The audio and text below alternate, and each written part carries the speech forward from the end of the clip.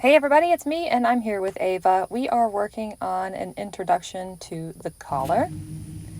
Now, as I've said before, the halter training I shared in a previous video is the sort of foundation for the introduction of the collar. This concept is the same as well.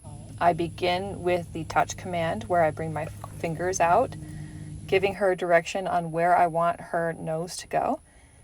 With the touch command, she brings her nose to my fingers. I cluck, give her the reward. This is acknowledging that she's done something right.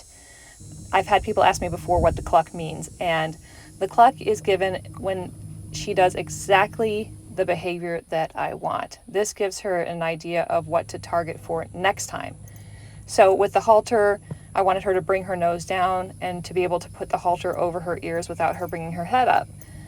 I would bring my fingers down, she'd touch her nose to my fingers, I would cluck and reward her, and then as she began to bring her nose through the halter, I would cluck and reward her. Now she brings her head down into the halter and allows me to put the halter on.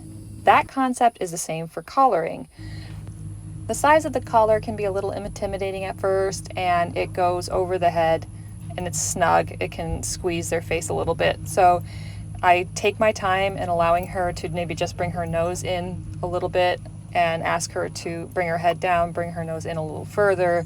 Every time I want her to bring her head a little further, stay a little longer, and then to be able to take the collar off in the opposite direction, keeping her head down, allowing me to pull the collar over her ears without her shooting her head up.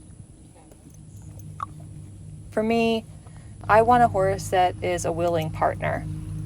I don't have her tied doing this. I have the rope pulled over her shoulder. Eventually we can do this without a halter and lead on at all.